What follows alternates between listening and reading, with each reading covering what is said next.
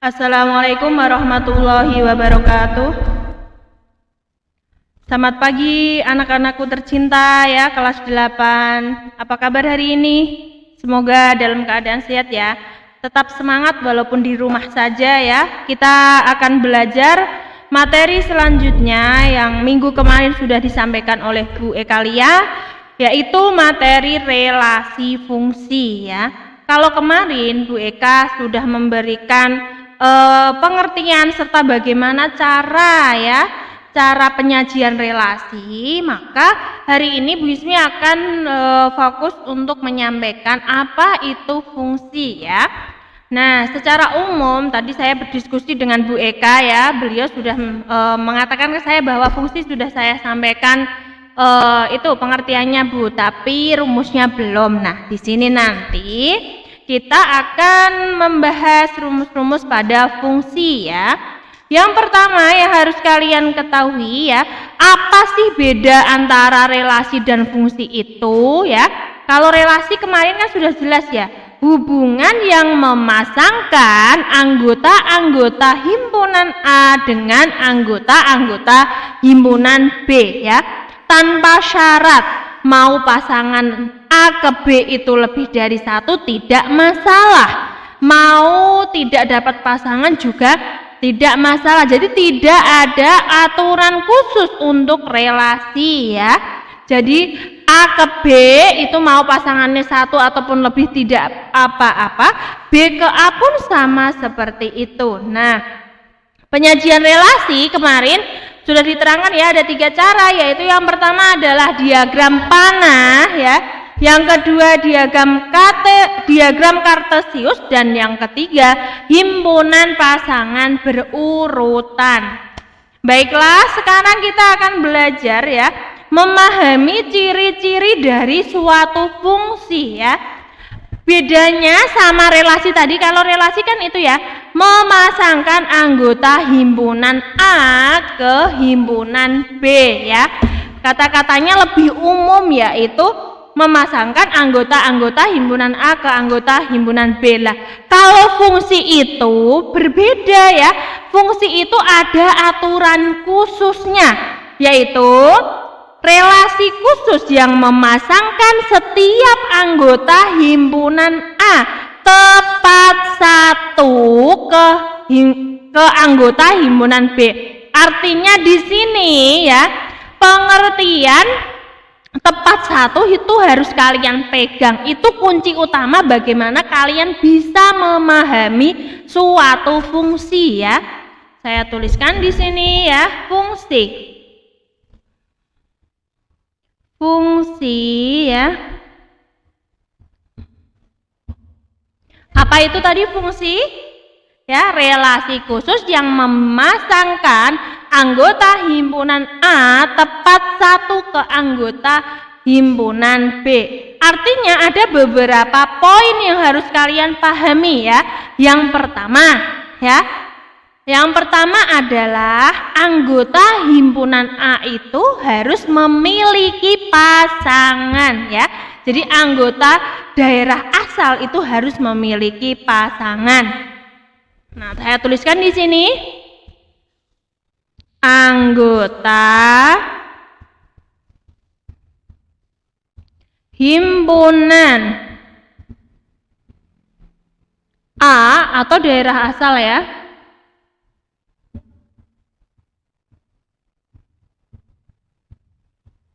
harus memiliki pasangan. Apa tadi kuncinya? Pasangannya tepat satu ya. Pasangannya tepat satu. Jadi kudune anggota himpunan A iku punya pasangan dan tepat satu, enggak boleh bercabang ya. Jadi pasangannya tidak boleh lebih dari satu, tidak boleh poligami nek wong lanang ya, kudune setia karo satu pasangan. Ini materi fungsi itu ya. Jadi anggota himpunan A tadi harus memiliki, artinya kalau ada anggota himpunan A yang tidak memiliki pasangan, dia fungsi bukan fungsi. Jadi kudune syaratnya duwe pasangan tepat satu ya. Artinya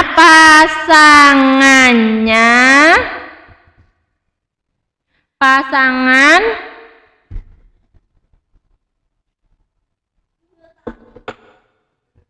himpunan A tidak boleh lebih dari satu atau bercabang.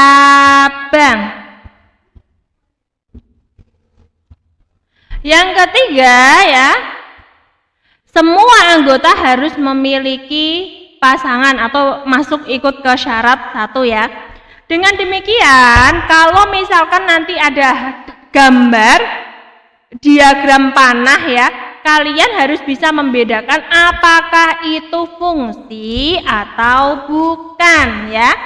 Nah, sekarang saya akan memberikan beberapa contoh. Nanti itu ya sambil kalian interaktif jawab fungsi atau bukan ya. Kalau misalkan nggak di komen ya dijawab dalam hati. Itu fungsi atau bukan ya. Nah, mulai dari yang pertama. Soal yang pertama saya berikan contoh untuk fungsi ya. Contoh dari suatu fungsi. Saya punya gambar seperti ini. Anggap aja ini anggota himpunan A,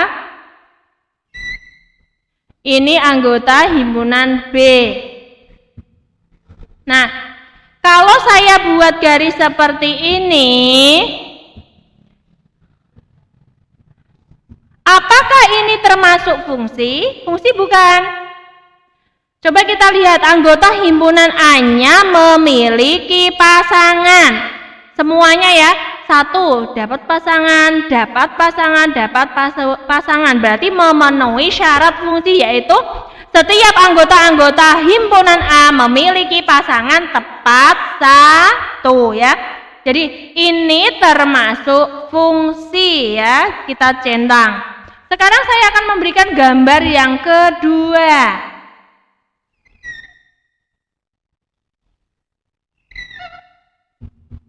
A, ini B, saya buat.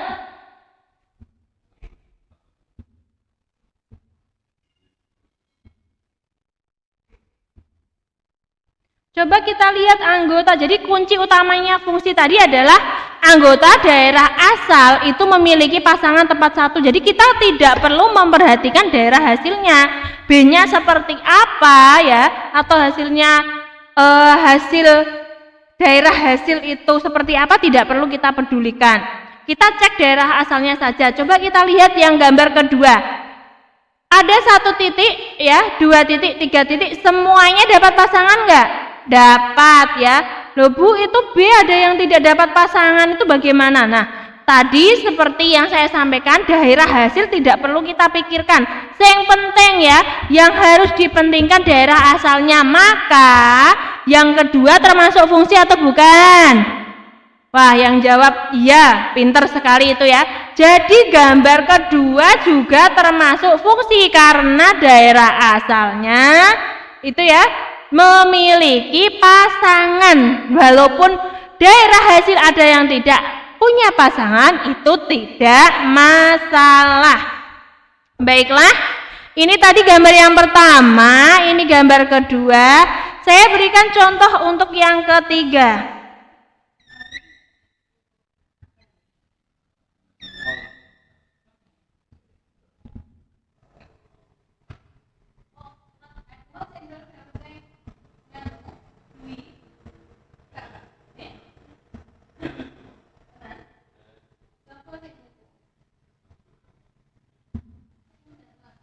Nah, ini kalau kita amati ya gambar, maaf ya ini tadi kelewat tanda panah.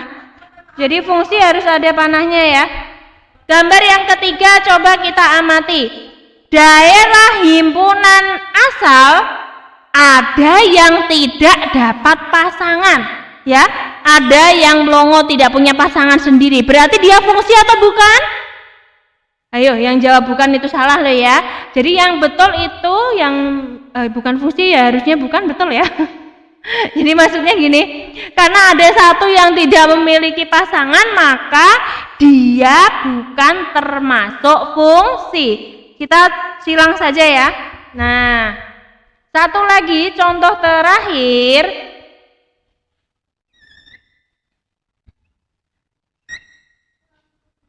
A, B,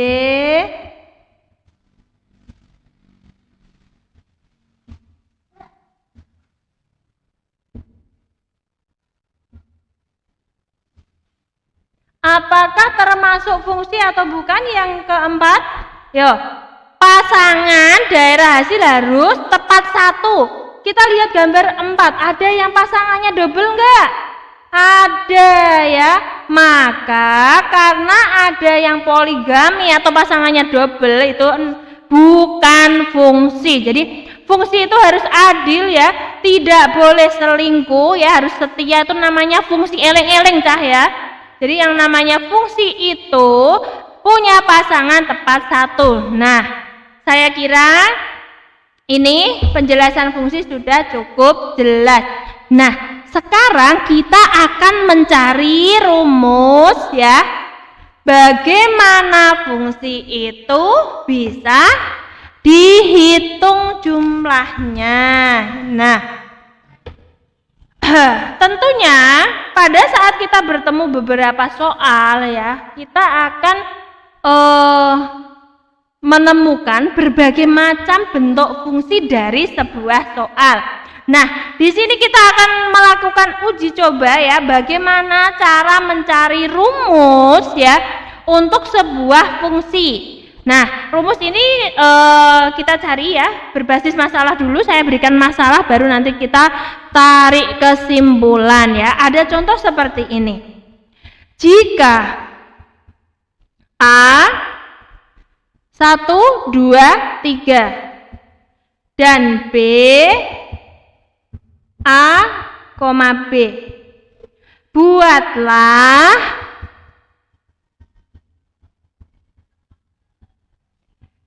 diagram panah ya, pemetaan dari A ke B. Nah, kalau saya tanya seperti ini, tentunya kalian tidak bisa langsung jawab. Ada berapa diagram panah? Kalau belum hafal rumusnya, nek wis hafal mah beda ya, Cah ya. Nah, kita uji coba dulu. Mulai dari yang gambar pertama. Jadi, anggota daerah asalnya ada 3 angka, yaitu 1, 2, 3. Mulai kita gambar ya. Gambar kemungkinan fungsi yang pertama. Kecil aja ya, karena ini banyak nanti. 1, 2, 3. Ya Allah, kok kekecilan, ganti Cah.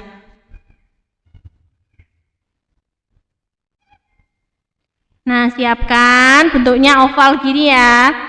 Usahakan kiri kanan imbang, walaupun gambar saya juga belum imbang karena nggak pakai penggaris. 1, 2, 3. Ini A, B. Nah, syarat fungsi, ingat syarat fungsi. Memiliki pasangan tepat satu. Yuk kita pasangkan ke A dulu. Sret, sret, sret. Angka 1, 2, dan 3 semuanya berpasangan dengan A. Boleh tidak? Itu fungsi tidak? Iya, tetap fungsi, karena fungsi tadi kita hanya mempedulikan daerah asal. Yang penting kabeh entuk pasangan. Baiklah, ini kemungkinan yang pertama. Sekarang kita buat kemungkinan yang kedua. Nah, ini ada berapa ya nanti ya? Jadi tahu ada berapa itu harus kita gambar satu persatu. Tidak lama Bu. Ya emang lama ya Cah ya. Ya, yang penting prosesnya kalian paham. Nanti setelah ini bisa pakai rumus yang tersedia. Kalau satu sudah dipasangkan ke A, dua sudah dipasangkan ke A, tiga juga ke A, boleh nggak yang lainnya dipindah ke B? Boleh-boleh saja dong ya. Satu ke A, dua ke B. Duanya ke A juga bisa. Gantian tiga ke B. Nah, ini fungsi bukan fungsi karena daerah asal memiliki pasangan tepat satu. Nah, baru dapat dua, masih banyak kayaknya ini ya. Kita buat lagi gambar ketiga ya. Selalu biasakan kasih bilangan itu ya, himpunan pokoknya, apakah itu A atau B atau P, Q dan seterusnya. Jadi yang dinamakan diagram panah itu akan terbaca apabila ya anggota himpunannya digambarkan ya. Himpunan apa dituliskan dan relasinya jika ada. 1, 2, 3 AB. Sekarang 1 tetap ke A, Bu. 2 mau tak pasangkan ke B boleh? Boleh dong ya. Taruhlah. Nah, 1 dapat pasangan, 3 dapat pasangan ya, 2 juga dapat. Ternyata masih banyak, Cah. Kita buat yang keempat juga.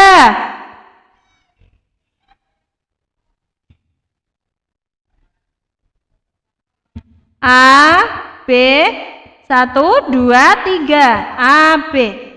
1 ke A sudah kita gunakan ya. 1 ke A. Sekarang kita pindah yuk 2 ke A. Atau 1 ke B semuanya. 1 ke B, 2 ke B, 3 ke B. A-nya kok nggak dapat pasangan, Bu? Tidak masalah. Kan daerah hasil tidak perlu kita pedulikan ya. Oke, baru dapat 4. Sekarang kita lanjut ke 5.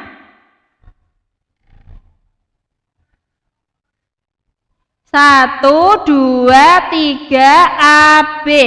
AB. 1 dipasangkan ke B tetap, 2 dipasangkan ke A, 3 dipasangkan ke B. Ini juga merupakan fungsi karena daerah asalnya semua dapat pasangan. Bu, kok gak barbar, kok akeh temen gitu kan ya. Sabar ya, ada saatnya nanti selesai. Sekarang yang ke-6. 1, 2, 3. Ini AB. Kita pasangkan dulu 1 ke B, gantian 2 juga ke B, 3 ke A. Baru dapat 6, kayaknya kok juga masih bisa. Ini bagaimana? Nah, sekarang coba kita cari yang lain ya. Yang ke-7.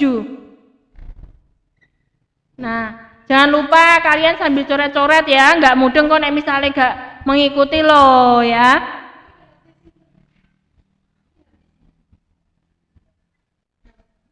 Yuk, gantian sekarang 2 tak pasangin A ya. 2 tak pasangkan dengan A, 1 ke B, 3 ke B. Sudah ada belum bentuk kombinasi seperti itu? Kok ternyata sudah ada? Ganti yang lain ya. Jangan pernah capek ya, teliti sebelum menggambar. Bu, kok suwe men deh Bu. Nah, sabar ya. Ini proses. Nanti kalau udah paham kalian bisa pakai rumus, oke? Dah, kita cek tadi ya. 1 ke A, 1 ke A, 1 ke A. 1 ke mana lagi nih ya enaknya? 1 ke A misalkan, 2 ke B, 3 ke B. Nah, dapat lagi 1. 1 dipasangkan ke A, 2 juga ke B ya. 3 ke B. Sudah dapat? Sepertinya masih ada lagi. Yang mana ya? A, B. 1, 2, 3, A, B. 1, 2, 3, 4. Berarti Sekarang yang 1 ke B ya. 1 ke B, 2 kemana Cah? 2 ke B, 3 ke A yang belum ada. Apa sudah ada ya? Oh ini sudah. Saya kelewatnya. Kita cari lagi yuk bentuknya. 1 ke A, 2 ke A, 3 ke A, 1 ke A, 2 ke A ada enggak? 2 ke A, 3 ke B, 1 ke A, 2 B, 3 B. Sekarang yang 1 B, 2 B, 3 B. 1 A, 1 B, 2 B, 3 A. Ya, satu lagi ini Cah.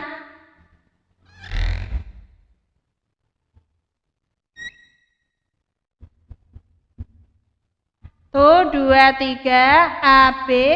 1 ke B, 3-nya kemana?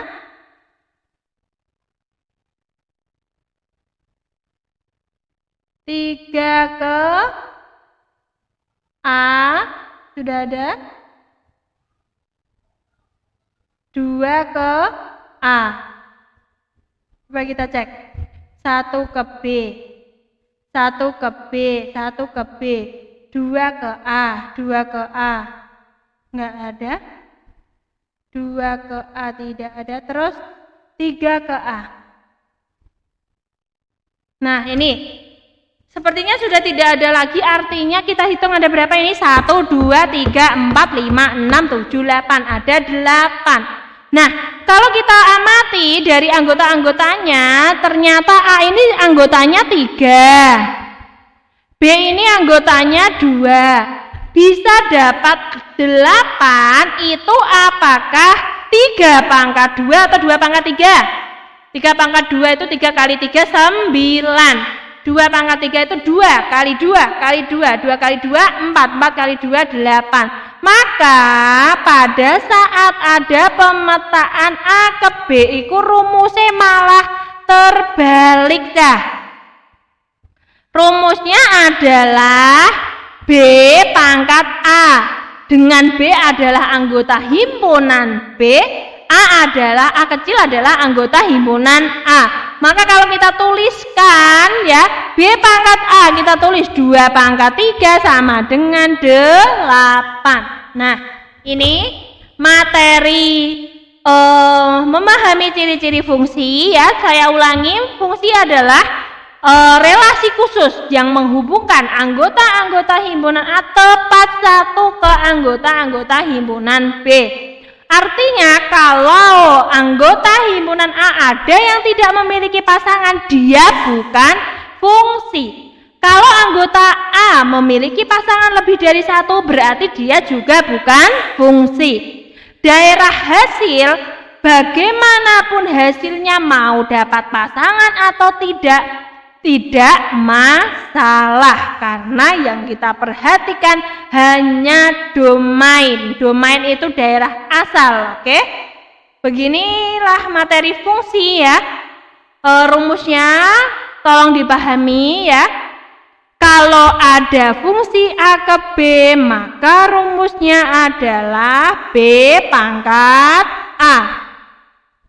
Artinya kalau misalkan saya balik soalnya, gambarlah diagram pemetaannya, diagram panah pemetaan dari B ke A. Berbalik dengan A ke B, kalau B ke A ya, rumusnya dibalik jadi A pangkat B. A-nya berapa? 3, B-nya berapa? 2. 3 pangkat 2 untuk 9. Nah, iki lho Cah yang perlu kalian kotai, pahami, kandeli nganggo spidol ya. Ini rumusnya. Tadi apa? A ke B, rumusnya B pangkat A. B ke A, rumusnya A pangkat B. Hari ini fungsi sudah beres ya. Fungsi sudah selesai. Materinya seperti ini ya. Kalau untuk menentukan ini pemahaman ciri-ciri fungsi ya. Sekalian akan saya terangkan bagaimana ya. Ini kan materi dasarnya ya, baru pengertiannya. Nah, bagaimana cara menentukan fungsi-fungsi itu jika diketahui soalnya ya. Nah, kalau tadi kita belajar pengertian, maka kita sekarang yang berikutnya adalah menentukan fungsi. Saya akan berikan contoh secara langsung ya. Saya ambil dari beberapa soal di buku. Jika misalkan gini, ada soal fungsi f di mana ax ya, 3x tambah 5.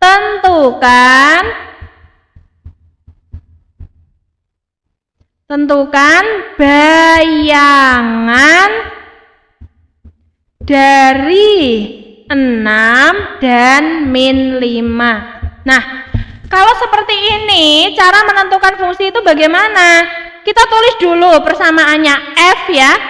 Fx bisa ditulis bentuk lainnya seperti ini, sama dengan 3x tambah 5. Ingat ya, ditanya, tentukan bayangan dari 6. 6 ini posisinya apa sih? 6 itu posisinya menggantikan bilangan atau variabel x. Min 5 juga sama.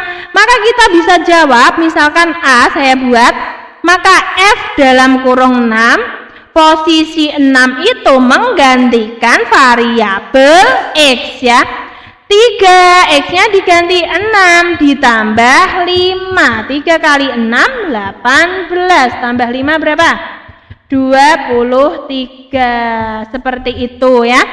Sekarang yang B, bayangan dari minus 5. Tidak perlu bingung, yang penting kalian masih tahu fx itu yang mana ya. Jadi bayangan itu adalah daerah hasil atau kodomain ya, kodomain. Tapi kalau 6 min 5 ini namanya daerah asal ya, domain ya.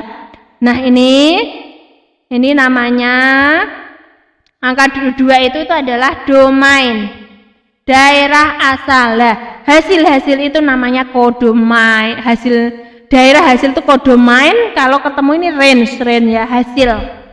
Maka sekarang kalau ditanya min 5, f min 5 ini menggantikan variabel x. Maka 3 tetap, x-nya diganti min 5 tambah 5. Kok 5-nya tetap terus, Bu? Nah, karena ini konstantanya sudah jelas. Konstanta ini mau berubah variabelnya pun dia nilainya akan tetap ya. Min 15 tambah 5 sama dengan min 10. Nah, seperti ini. Ini untuk menentukan fungsi. Artinya, si fungsi itu tadi kalau diganti dengan bentuk persamaan seperti apapun, kalian tidak perlu bingung. Hanya menggantikan x-nya ya. Variabel x-nya itu kita ganti dengan daerah asal yang ditanyakan. Seperti itu ya, menentukan fungsi. Saya berikan contoh lagi. Fungsi tidak selamanya ya, tidak selamanya menggunakan fx. Bisa jadi hx, bisa jadi gx, dan variabel-variabel abjad lainnya bebas ya. Si pembuat soal itu bebas menentukan, walaupun selama ini yang dipakai kebanyakan adalah fx ya. Baiklah, contoh yang kedua sekarang. Contoh yang kedua, misalkan Bismi punya soal bentuk seperti ini. Gx sama dengan x kuadrat min 4 ya.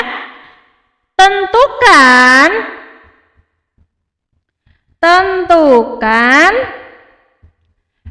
daerah hasil ya. Tentukan daerah hasil jika daerah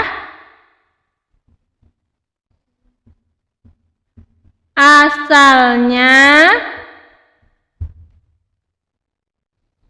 tak cariin soal sebentar ya.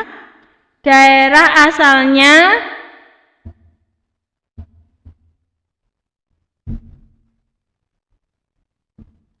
-2, -1, 0, 1, 2.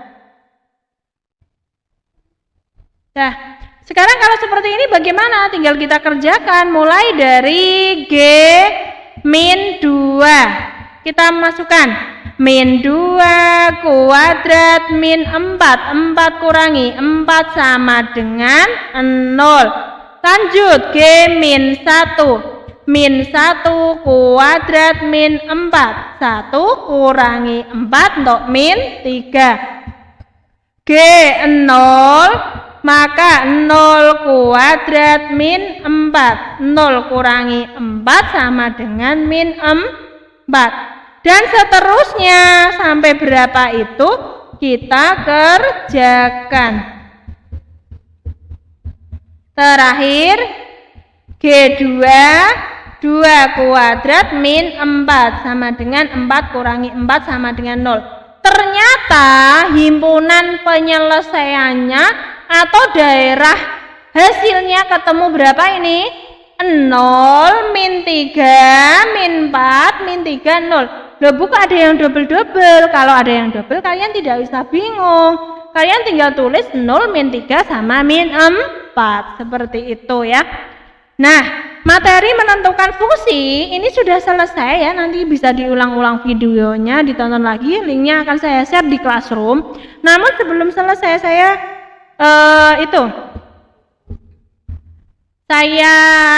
terangkan materi terakhir, yaitu korespondensi satu-satu. Kalau tadi fungsi, sekarang korespondensi satu-satu. Ya, ada apa? Bentar ya, ada iklan ini. Korespondensi satu-satu. Nah, kalau fungsi tadi kan sudah jelas. Kalau fungsi itu rumusnya ya, daerah asal itu harus punya pasangan tepat 1. Nah, kalau korespondensi satu-satu ini berbeda sama fungsi, kita harus mempedulikan antara daerah asal dan daerah hasilnya. Jadi, apa itu korespondensi satu-satu? Yaitu relasi khusus ya, relasi khusus yang memasangkan anggota-anggota himpunan A tepat satu ke anggota-anggota himpunan B dan sebaliknya. Artinya si daerah asal tidak boleh punya pasangan lebih dari 1, enggak boleh selingkuh, enggak boleh pasangannya luwih saka siji ya cah. Nah, daerah hasil juga sama, enggak boleh selingkuh juga, artinya setia ya. Dan inilah pasangan ideal yang sesungguhnya. Jadi semuanya punya pasangan satu-satu, tidak saling rebutan ya. Nah, materi ini tuh sangat bagus untuk kalian belajar setia ya, nanti kalau sudah punya istri atau punya suami ya. Nah, lanjut, ini contohnya seperti ini. Nah, yang namanya saja korespondensi satu-satu ya, kudu siji-siji pasangane. Kalau kita gambarkan, artinya anggota daerah asal dan hasil kuwi kudu podo. Nek daerah asalnya ada 3 angka, 1, 2, 3, maka daerah hasil juga ada 3, A, B, C. Nah, bagaimana dia dikatakan korespondensi satu-satu? Coba kita panahkan. Sret. Nah, sret. Ya, bagus sekali kan pasangannya satu-satu. Nah, apakah harus 1 sama A, Bu? 2 sama B, Bu? 3 sama C? Kalau tukeran boleh 1 ke B, 2 ke A. Boleh, yang penting pasangannya sama-sama 1 ya. Ingat, sama-sama 1. Nah, kalau sudah tahu korespondensi satu-satu harus pasangannya 1, maka kalian disuruh gambar tetap bisa ya. Jadi ini A, ini B, 1, 2, 3, tek tek tek, A, B, C, tek tek tek, titik ini penting ya. 1 bisa ke B, 2 bisa ke A, 3 bisa ke C. Sret. Nah, samakan pasangannya satu-satu tapi hanya bentuknya yang berbeda ya. Kalau misalkan satu lagi saya buatkan A, ini B, 1, 2, 3, A, B, C, 1 ke C, 2 tak pasang ke A, 3 ke B, boleh tidak? Boleh-boleh saja ya. Jadi artinya itu ada banyak macamnya lah. Berapa macam yang terjadi apabila suatu himpunan dipasangkan satu-satu seperti itu? Nah, itu ada rumusnya, yaitu dengan rumus n faktorial ya. Jadi kalau tadi kan rumusnya pangkatnya ganti-gantian ya. Nah, iki banyak korespondensi satu-satu atau biasanya saya singkat KSS ya untuk di sini. Korespondensi satu-satu rumusnya adalah n faktorial. Apa itu faktorial? Faktorial itu perkalian tapi mundur. Jadi kayak contoh yang saya berikan ini kan anggotanya 3, daerah asal yo 3, daerah hasil 3, maka perkaliannya mundurnya 3 kali 2 kali 1. Nah kalau misalkan anggotanya 4 Bu, 4 kali 3 kali 2 kali 1. Lah kalau misalkan anggotanya 10 Bu, tinggal perkalian mundur wae cah. 10 kali 9 kali 8 kali 7 kali 6 kali 5 kali 4 kali 3 kali 2 kali 1. Ngono ya. Jadi nanti akan ketemu 3 kali 2 berapa? 6. 6 kali 1 berapa? 6. Nah, artinya kalau anggota daerah asal ataupun hasilnya 3, KSS atau korespondensi satu-satu yang terbentuk adalah 3 kali 2 kali 1. Ada 6 macam diagram panah. Nah, dari materi yang sudah Bu Eka dan Bu Ismi sampaikan, demikianlah materi relasi dan fungsi ya. Dengan demikian materi tersebut sudah lengkap kami sampaikan ya, saya dan Bu Eka. Mohon untuk diulang-ulangi, dipelajari lagi, buka buku paketnya, soft copy yang dulu pernah di-share di awal ya. Cari referensi sebanyak-banyaknya, boleh pinjam LKS dari kakak kelas atau buku-buku paket ya, silahkan ya. Insya Allah nanti akhir bulan September sekitar tanggal 21 nanti kita UTS, dan untuk kelas 8 nanti yang akan keluar adalah 3 bab, yaitu pola bilangan ya, koordinat kartesius, dan relasi dan fungsi ya. Jadi nanti habis UTS biar agak enteng materinya, jadi pas UTS 3 bab. Insya Allah yang kami keluarkan juga enggak susah-susah amat ya, yang sederhana saja yang sudah pernah kami berikan materinya tentunya ya. Tetap semangat ya belajar, jangan sampai terlena karena kalian di rumah saja terus males-malesan, jangan ya. Tapi tetap semangat belajar dan berdoa terus agar corona ini segera hilang ya, dan kita bisa belajar lagi di kelas. Sekian ya hari ini, semoga bermanfaat untuk kalian semua. Assalamualaikum warahmatullahi wabarakatuh.